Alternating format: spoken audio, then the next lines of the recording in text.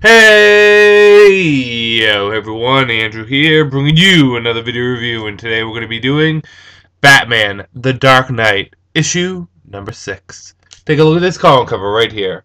Now, as you can tell by the comic cover, Bane makes an appearance in this issue.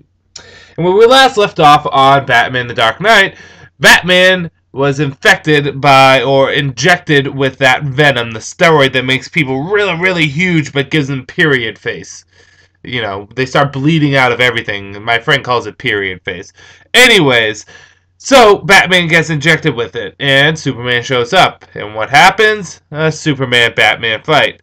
But no matter how strong Batman may be on some kind of venom, he's not as strong as Superman. And Superman delivers a decisive blow to Batman. Quite a decisive blow because it looks like Batman is broken afterwards. But do not worry, Batman is perfectly fine. He tells Superman that Flash is in more trouble than you actually may think because, see, the Flash is running so fast that the poison in him is building up more and more. And if he stops, he's goner. So what has to happen is Superman needs to push Flash to his limits like he pushed Batman to his limits. And after this happens, Batman finds the White Rabbit and starts chasing her again. But of course he encounters the Scarecrow and Bane reveals a shocking truth of a side effect of this new venom that is beneficial only to him.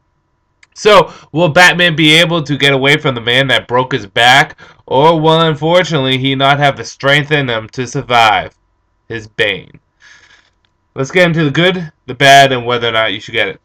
Good. Bane shows up. And Bane is one of my all-time favorite Batman villains, if not pound for pound my favorite villain.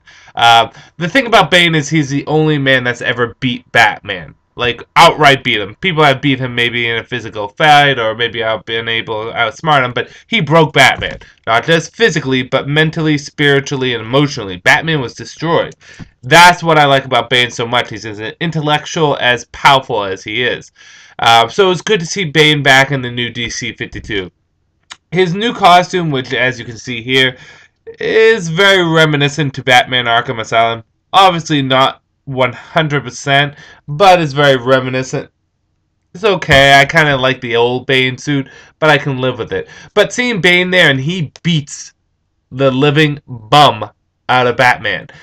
He shows Batman who's boss, and he does it with ferociousness. And the reveal at the end is interesting, to say the least. Just interesting. Bad. There wasn't anything that stood out about this comic too much. It was just kind of there. And in saying that, the reveal at the end, although it was interesting, they played it off like it was kind of shocker, like some big, huge reveal.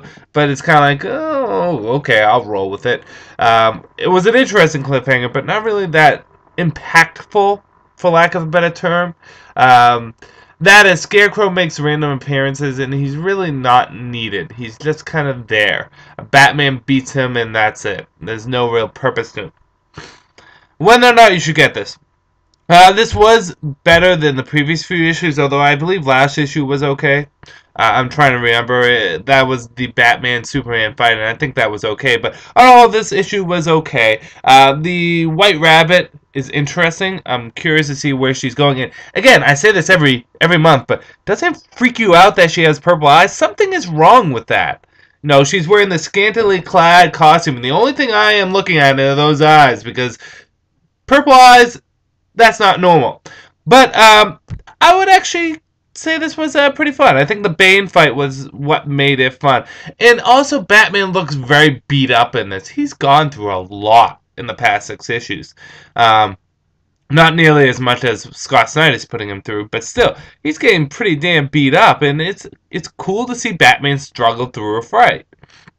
So I'm gonna give this a 3 out of 4, 3 out of 5 stars. It's a good issue, but nothing to write home for. With that said, I'm going to end this video here. This is Andrew saying peace out for now.